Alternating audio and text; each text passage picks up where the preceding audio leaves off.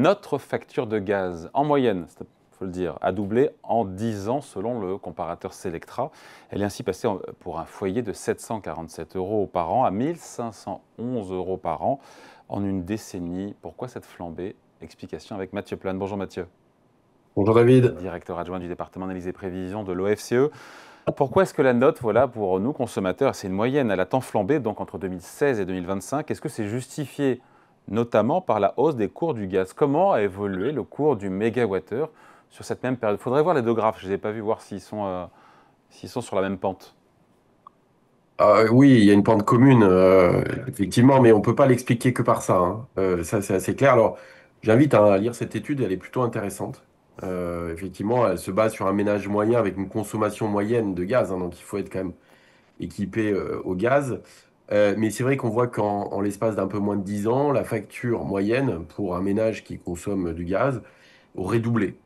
Elle aurait doublé, et ce qui est intéressant, c'est que cette étude décompose les effets, les contributions à cette augmentation. Donc, en gros, ce que vous avez dit, on est passé de 750 euros de facture moyenne en 2016 à autour de 1500 euros actuellement.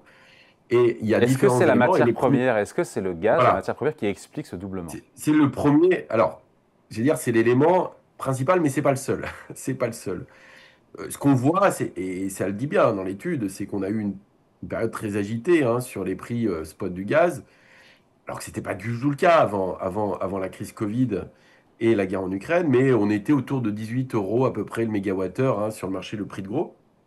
Bien sûr, on connaît l'épisode de reprise post-Covid, hein, qui a fait qu'on a eu une augmentation très forte. Puis après la guerre en Ukraine, on est monté même À à 300. 350 euros. Ouais, 300, ouais, Ouais. Il y 350 a eu un jour, je sais le qu'on était à mégawattheure. 305. Voilà. On a dépassé les 300. On est à combien aujourd'hui? On est à 30, non? Alors voilà. Et en fait, c'est retombé. Bien sûr, c'est retombé. Alors, il y a eu les boucliers tarifaires, hein, qui ont épongé un peu tout ça pendant un moment. C'est retombé. Mais désormais, on est autour, je crois, le dernier point, autour de 33, quelque chose comme ça. Donc, on n'est jamais vraiment revenu au niveau pré-Covid, pour une raison simple, hein, aussi, c'est que en fait, le gaz bon marché, auquel on avait accès notamment avec la Russie, c'est plus le cas. Aujourd'hui, on s'est tourné sur du GNL qui coûte plus cher. Et donc, on a quand même un coût supplémentaire, hein. Si on se compare à 2016, on va dire que le prix de gros a quasiment été quand même doublé. Et on le retrouve dans la facture, hein, c'est-à-dire que le prix de la molécule, en fait, hein, a augmenté de 130% Ah, dans la facture finale. Donc, ça veut dire que, si vous voulez, sur les 700, je ne vais pas donner trop de chiffres, mais en gros, la moitié de la hausse, hein, des 760 euros, s'explique par la hausse du prix du gros. bon Et après, il ça y veut dire qu'il y a a... d'autres Ouais. éléments. Et voilà, et donc ce sont les taxes. On lève le voile sur le suspense. Voilà. Les taxes sur le gaz qui ont bondi, alors j'ai le chiffre, de 155% entre 2016 et 2025. Donc elles pèsent combien dans la facture? Déjà c'est énorme, et pourquoi? Et ça pèse Ouais. l'autre moitié, alors c'est l'autre moitié de la hausse? Alors, il reste après l'acheminement, hein. Il y a les réseaux qui ont augmenté moins vite, hein, mais il y a aussi D'ailleurs, c'est un vrai enjeu, hein, sur la suite, sur le coût des infrastructures de gaz. Non, mais après, il y a effectivement l'augmentation de la fiscalité, ce qu'on appelle, ça s'appelait la TICGE, hein, je crois, qui est donc une taxe intérieure sur la consommation de gaz, qui est une accise, hein, on appelle ça une accise, hein, c'est une fiscalité qui s'applique, c'est une taxe qui s'applique sur la consommation de gaz, et qui est passée, je crois que c'était de l'ordre de 4 euros le mégawattheure, hein, cette taxe-là. Aujourd'hui, elle est plutôt autour de 15 ou 16 euros, donc a fortement augmenté. Et c'est vrai que donc la contribution, on voit qu'on a, on a à peu près, sur une facture qui est désormais d'autour de 1500 euros, on est à 440 euros de taxes. Ça représente à peu près 30% de la facture finale, en fait, aujourd'hui. C'était plutôt 23% en 2016. Donc il y a une augmentation de la contribution liée à la fiscalité, qu'on retrouve, en fait, effectivement, sur l'ensemble d'augmentation des accises sur l'énergie, hein. Donc la flambée de la facture de gaz, elle vient à la fois de la molécule et aussi et surtout des taxes. Elles sont Oui, justifiées, ces taxes, pardon. Autant le cours, on n'a pas la main dessus. Je veux dire, c'est les marchés internationaux, c'est l'offre et la demande de gaz dans le monde. Autant les taxes, c'est l'État français, ça, hein. oui, oui, oui. Bah, est-ce que c'est justifié? C'est toujours une bonne question. Est-ce qu'il ne faut pas fiscaliser? Alors, le gaz, comment on le considère d'ailleurs, hein, comme les énergies en termes des émissions de CO2? Ça sert aussi à financer un certain nombre. Ces taxes, il faut savoir aussi qu'elles ont été utilisées en partie pour financer aussi les boucliers, notamment, hein, qui ont été assez utiles pendant la crise. ça participe aussi au financement global de l'économie.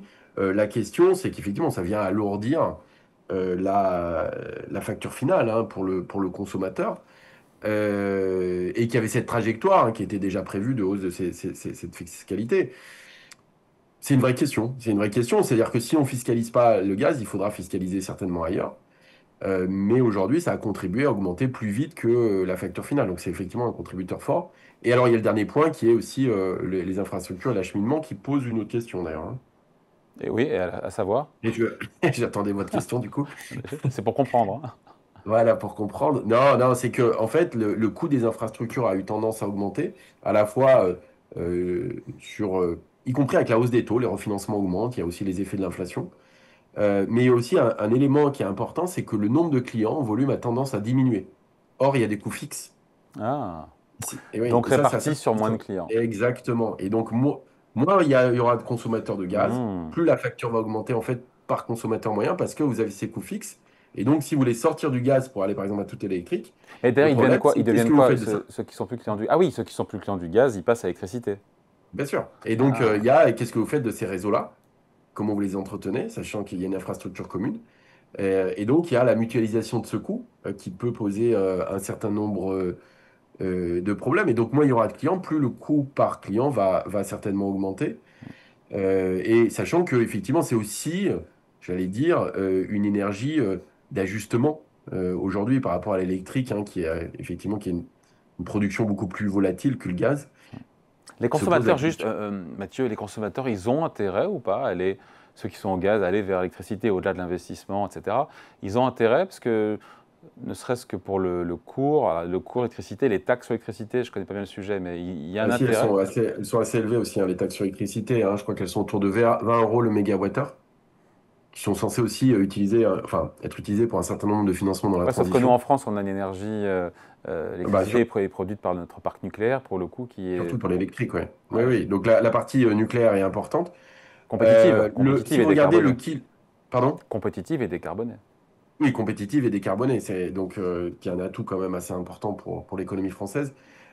Si vous regardez le prix du kilowattheure aujourd'hui, TTC, il est un peu plus élevé sur l'électrique que sur le gaz. Mais après, ça ne tient pas compte de, par exemple, des coûts d'entretien ou de l'efficacité de l'énergie. Par exemple, l'électricité est un peu plus efficace que le gaz. Donc il y a tout ça à prendre en Mais compte c'est entre le coût kiff-kiff, de en matière de facture, c'est kiff-kiff.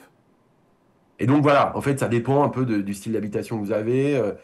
C'est pas si évident que ça. Voilà, il y a des comparatifs qui existent d'ailleurs, hein, là-dessus pour regarder ce que vous avez intérêt à faire. Mais par exemple, le coût d'entretien du gaz est supérieur à celui du coût d'entretien de l'électricité, même si le prix TTC du kilowattheure est plus élevé normalement du côté de l'électrique que du côté du gaz.